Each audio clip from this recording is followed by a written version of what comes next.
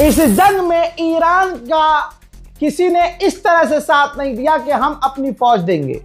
तुर्की बहुत बड़ा तुर्रमखा बनता था, ईरान के लिए अपनी फौज का सपोर्ट नहीं दिया किसी ने नहीं। यहां तक कि इराक को भी कुछ भी कह लीजिए, इराक की फौज भी नहीं। जो उसके लड़ाके थे उन्होंने साथ दिया।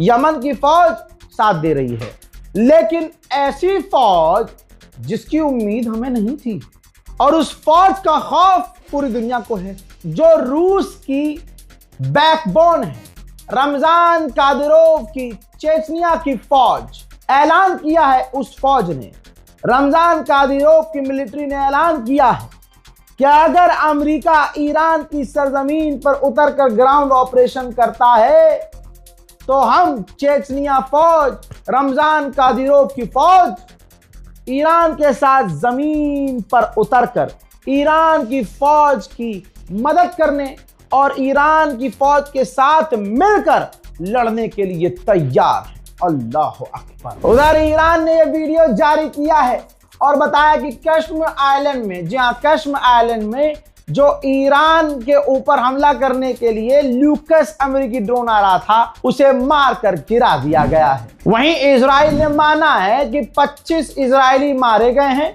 और 6000 से ज्यादा इजरायली घायल हुए हैं। बहरीन ने कहा है कि हमने 400 ड्रोन और 182 ईरान की मिसाइलें हमने मारकर गिराई है। लिख लीजिएगा, सेव कर लेना मेरी वीडियो को, मेरी बात याद रखिएगा। 12 घंटे के बाद यही बहरीन कहेगा कि ईरान ने बहुत खतरनाक हमला किया, हमारा इतना नुकसान हुआ है। देख लीजिएगा। हुथीज की वार्निंग आई है। हुथीज ने कहा है कि हम सो नहीं रहे, इलाके में जो अमेरिका की डिप्लॉयमेंट और मिलिट्री एक्टिविटी है उसको हम देख रहे हैं, मॉनिटर कर रहे हैं। इसके अलावा लगातार ईरान, देखिए, कहा गया कि ईरान की जो मिसाइल हैं खत्म हो चुकी हैं, उसके मिसाइल सिटी को उड़ा दिया गया है। ईरान ने वही रोज वाले अंदाज में शहीदों का नाम लिया, शहीदों का नाम लिखा, शहीदों का पोस्टर मिसाइल पर चिपकाया और फिर उसके बाद इजराइल पर बड़े हमले कर डाले। ईरान ने बहुत सख्त ऐलान किया है कि जो भी व्यक्ति ईरान के अंदर हमारा है, यहाँ रह रहा है, वो हमारे इलाकों की तस्वीर और फोटो और सेंसिटिव जो इलाके हैं उनकी तस्वीर अमेरिका इजराइल को भेजेगा या किसी अमेरिकी इजरायली ऑफिशियल को भेजेगा तो सीधा उन्हें फांसी पे लटकाया जाएगा। उधर साउथ कोरिया $17 बिलियन अपना बजट बढ़ा रहा है, क्योंकि इस जंग की वजह से वहां आवाम को बड़ा नुकसान हो रहा है और वहां भी बेरोजगारी बढ़ रही है, कामकाज बंद है। याद होगा कि पिछले कई बार डोनाल्ड ट्रंप सुबह 7 बजे आता था और कहता था तेल के दाम कंट्रोल हो जाएंगे, तेल के दाम कुछ समय के लिए बढ़ेंगे, तेल के दाम अमेरिका में नहीं बढ़ेंगे क्योंकि हमारा तो स्ट्रेट ऑफ हॉर्मुज़ से कोई मतलब ही नहीं है। ये बार बार कहता था ट्रंप। लेकिन आज उसी अमेरिका में सबूत ये रहा, सोर्स ये रहा, प्रूफ ये रहा, उसी अमेरिका में तेल के दाम 60% बढ़ गए हैं। दोस्तों, सऊदी अरब के प्रिंस सुल्तान एयरबेस पर E3 जासूसी जहाज, अमेरिका का सबसे महंगा जहाज, जो ईरान ने तबाह किया था, अब रिपोर्ट यह आ रही है कि वो सिर्फ एक नहीं था बल्कि 2 थे। उसके पास ही खड़ा एक और E3 एक खतरनाक जहाज था जो कि डैमेज हुआ है, ऐसा डैमेज कि वो नहीं चल सकता। और उसके अलावा जो साथ में अमेरिकी टैंकर तबाह हुए सो हुए। इस 1 महीने की जंग में अरब को औकात दिखा दी ईरान ने। भाई $100 बिलियन का नुकसान सिर्फ अरबों को हुआ है, अरबों को $100 बिलियन का तेल, गैस, ईंधन जो इनके बर्बाद हुए और जो इनका काम बंद हुआ। ऑस्ट्रेलिया के अंदर बवाल हो गया है। ऑस्ट्रेलिया की लॉ मेकर ने कहा है कि हमारी सरकार ने जो UAE में अपनी फौज भेजी है, ये हमारे लॉ का उल्लंघन है, ये सरासर कानून तोड़ा जा रहा है। आदत से मजबूर नंगे अमेरिका इजराइल ने 360 हेल्थ केयर सिस्टम और 760 school, college, university education systems area को, बिल्डिंग्स को उड़ा चुका है इजराइल अमेरिका। IDF ने ऐलान किया है कि हम कल तक ईरान की मिलिट्री साइट पर हमले कंप्लीट करने वाले हैं। जो हमारे टारगेट थे, हम हर टारगेट को हिट कल तक कंप्लीट कर लेंगे। हजरात, जॉर्डन के अंदर एक ईरान का रॉकेट इंटरसेप्ट करने के बाद गिरा है। यकीन कीजिए, ये इंटरसेप्ट करने के बाद गिरा है। सोचिए, इंटरसेप्ट करने के बाद अगर मिसाइल इस तरह से गिर रहा है कहीं भी, तो यही तो वजह है कि अरब में जो लोग घायल हुए हैं वो किसी और की वजह से नहीं, यूएई की वजह से घायल हुए हैं, अरबों की वजह से।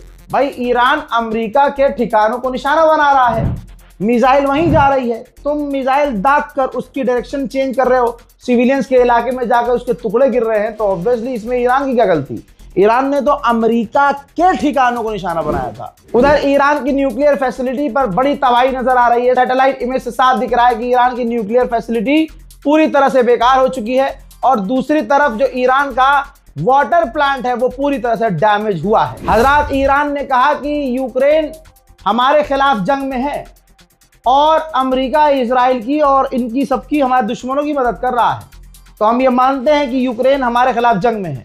जैसे ही यूक्रेन ईरान की नजरों पर चढ़ा और ये बयान ईरान का आया, यूक्रेन का ज़ेलेंस्की पीछे से हवा ले गया और बोला नहीं नहीं ऐसा ही नहीं।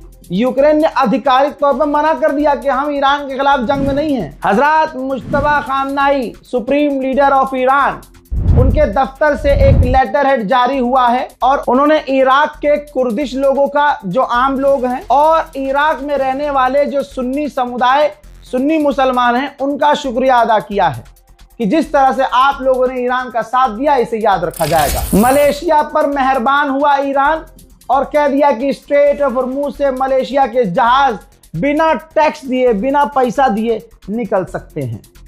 इसमें भी मोदी का जलवा होगा। देखा, मोदी जी ने मलेशिया के लिए ईरान को डांटा, ईरान की आवाज टाइट हुई, मलेशिया का जहाज मोदी के खौफ से स्ट्रेट ऑफ हॉर्मुज से गुजरेगा। ये बात अलग है, भारत के जहाजों को ईरान से परमिशन लेनी पड़ेगी। वाह भाई वाह, गोदी मीडिया लगे रहो। मैंने कहा था ना शुरुआत में कि जिस तरह से गोदी मीडिया खुश होकर खामनाई की शहादत बता रहा था, वर्ड इस्तेमाल कर रहा था कि मारा गया खामनाई, इन हराम की जात को जिंदगी भर नहीं छोड़ूंगा, जब तक जिंदा हूं मैं गोदी मीडिया के एक एक एंकर की ऐसी की तैसी करता रहूंगा। बस आप साथ देते रहिएगा। और अब देखिएगा, तमाम गोदी मीडिया के एंकरों के लहजे बदल रहे हैं। जैसे फादरलैंड को फाड़ रहा है ईरान, वैसे ही वैसे औकात पर अंडुए आ रहे हैं। उधर ईरान की हंडाला हैकर्स ग्रुप ने ईरान के खिलाफ न्यूज प्रोपेगेंडा वाली जो वेबसाइट है उसको हैक करके सब कुछ उसका तहस नहस कर दिया। मेरे दोस्तों, फ्रांस से इजराइल चिढ़ गया है। मैं बता चुका हूं, ट्रंप चिढ़ा है तो भाई इजराइल क्यों नहीं चिढ़ेगा। इजराइल ने फ्रांस से हथियार लेना बंद कर दिया है और कहा कि जो फ्रांस है वो हॉस्टाइल देश बन रहा है। हाँ, मतलब इनके नरसंहार में, इनके गलत कामों में जो देश साथ न दे, उनको तुम जो हॉस्टाइल देश बता दो, बहुत बढ़िया। डोनाल्ड ट्रंप का झूठ सुन के अब दुनिया थक चुकी है।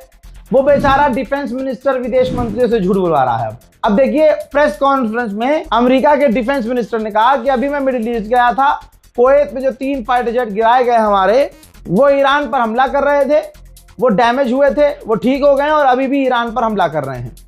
ईरान अभी भी मिसाइलें दाग रहा है। सुनिए क्या कहा था इसी सुअर ने कुछ दिन पहले कि ईरान मिसाइल नहीं दाग पाएगा। अब ये कह रहा है कि ईरान मिसाइल दाग रहा है, लेकिन हम उनकी मिसाइलों को शूट डाउन कर रहे हैं, गिरा रहे हैं। इसने बिल्कुल ट्रंप वाली बात कॉपी पेस्ट की कि ईरान की हम 150 नेवी डुबा चुके हैं, ईरान को कमजोर कर चुके हैं, ईरान का बेड़ा गर्क हो चुका है, ईरान की पावर खत्म हो चुकी है, ईरान की रिजीम चेंज हो चुकी है। बताइए, सरकार वही, आयतुल्ला हमारे वही, उन्हीं के बेटे आयतुल्ला, खामनाई के बेटे आयतुल्ला हैं, उन्हीं के बेटे सुप्रीम लीडर हैं। अपनी मर्जी से IRGC अधिकारियों को चुन रही है। तुम्हारे कत्ल करने के बाद उनकी जगह तुरंत अगले 12 घंटे के अंदर अगला अधिकारी नियुक्त हो रहा है। भाई कैसे रिजीम चेंज हो गई। ये अपने आप को शीशे में देखकर तसल्ली दे रहे हैं, अरे जीत गया मेरे लाल, ओ गो गो, अरे जीत गए हम। अपने ही शीशे को, अपने आप को देखकर शीशे में अपने ही माथे को चूमने वाली बात हो गई। दोस्तों, इसने आगे ये कहा कि ईरान अगर समझदार है तो डील कर लेनी चाहिए ईरान को, वरना डोनाल्ड ट्रंप ब्लफ नहीं मार रहे हैं। अरे सारा ब्लफ तुम्हारे पिछवाड़े में घुसा दिया है ईरान की इस जंग ने। पूरी दुनिया के सामने आ चुका है कि यह हवाबाजी इनकी सारी अगर किसी ने निकाली तो ये सुपर पावर ईरान है। न्यूक्लियर ना होने के बाद भी जिस तरह से न्यूक्लियर पावर देशों को बजाया है ईरान ने, किसी की औकात नहीं। अरे ट्रंप की 2 कॉल से पैंट में मुंह देने वाला और ट्रंप का फोन देखकर आवाज बनो, हगीज हगीज हगीज हगीज पहनने वाला नेता भाई साहब सोचिए दुनिया में कितने नेता हैं, ट्रंप का फोन देखकर फौरन हगीज पहन लेते हैं। उसी ट्रंप को नंगा किया, जलील किया, पूरी दुनिया में आज मजाक का सबब बन चुका है। गुलाबी सुअर के नाम से तुम्हारे भाई ने मशहूर कर दिया है। और अब बताओ, अगर ये जो डिफेंस मिनिस्टर अमेरिका कह रहा है कि ईरान अगर समझदार है तो डील कर लेना चाहिए, तो तुम टेबल पे क्यों आ रहे हो? जब एक तरफ तुम कह रहे हो कि ईरान कमजोर हो गया तो मिटाओ ईरान को, तबाह करो और करो कब्जा। वो तुमसे हो नहीं रहा क्योंकि तुम्हारी औकात नहीं है। ईरान बीच में से फाड़कर चार कर देगा और जो है इतिहास के पन्नों पर तुम्हें गालियों से लिखा जाएगा और तुम्हारा बेड़ा गर्क होने की कहानी छपेगी। वो दुनिया में छप रही है। अब सोचिए ना, अगर ईरान हार गया है, अमेरिका जीत गया है, तो फिर अमेरिका बात क्यों करना चाह रहा है? बस समझो ना, अगर ईरान हार गया तो फिर अमेरिका बात क्यों कर रहा है? भाई जीत का ऐलान कर दे। लेकिन ना ना ना ना ना ना, वेनेजुएला थोड़ी है ईरान, अरे क्यूबा थोड़ी है ईरान, कनाडा थोड़ी है ईरान कि धमकी दोगे, मारोगे, पीटे और चल भी जाओगे। ना ना ना, तुम ऐलान कर दोगे जीत का, ईरान बजाता रहेगा क्योंकि शुरू तुमने की, खत्म ईरान करेगा। भाई अमेरिका के डिफेंस मिनिस्टर ने कहा, इन्होंने भी झटका दे दिया। भाई ट्रम्प से अलग थोड़ी ना बोलेगा। इसने कहा कि जो हमें स्ट्रेट ऑफ हॉर्मुज में करना था हमने कर दिया है। अब अपने अपने ये दो अलग अलग देश हैं सारे, ये जाकर स्ट्रेट ऑफ हॉर्मुज में उनको जो करना है करे, अब हम कुछ नहीं करेंगे। लग गई लंका। सोचो, अभी अमेरिका क्या कह रहा था, हम अपनी फौज उतारेंगे। इंश्योरेंस कंपनियों से कह रहा था आप इंश्योरेंस करो, बढ़िया बढ़िया, हमारी नेवी जाएगी स्ट्रेट हॉर्मुज में और लोगों के जहाजों को एस्कॉर्ट करेगी, घोप घोप। फिर क्या हुआ? ट्रंप ने कहा कि हमारी फौज उतरेगी। ब्रिटेन ने कहा कि हम भी अपने डिस्ट्रॉयर भेजेंगे। सब ने कहा, लेकिन सब हवाई बातें रह गई। ईरान की ताकत देखकर इनकी हवा निकलती रही और आज ये कह रहे हैं नहीं भैया, हमने जो करना था हमने कर लिया है, अब दूसरे देश खुद जाएं और स्ट्रेट ऑफ हॉर्मुज को आजाद करवाएं। अमेरिका के डिफेंस मिनिस्टर ने आगे ये भी कहा कि अभी हम ईरान पर हमले और बढ़ाएंगे। ट्रंप सुबह ही कह चुका है अपने एलाइज, अपने साथियों से कि हम जल्दी ही ये जंग खत्म करने वाले हैं, चाहे स्ट्रेट ऑफ हॉर्मुज खुले या नहीं। अब सोचिए, ये बात तो क्लियर है। अब ट्रंप और अमेरिका का डिफेंस मिनिस्टर कह रहा है कि हम नहीं खुलवाएंगे भाई स्ट्रेट ऑफ हॉर्मुज, खुद जाकर खुलवा लो। तो यानी हाँ, हवा निकली हुई है, पूरी एकदम चिरी पड़ी है। नेतन्याहू ने बड़ा राज खोला। नेतन्याहू ने कहा कि हमने कई अरब देशों से पहले भी बोला था कि ईरान आपकी सरकार गिराना चाहता है और आपके लिए खतरा है, हमसे मिलो और हमारे साथ रहो और मिलकर ईरान के खिलाफ लड़ो। तब उनको समझ में नहीं आया, लेकिन आज वो हमसे बात कर रहे हैं और उनको दिख रहा है कि ईरान उनके लिए खतरा है।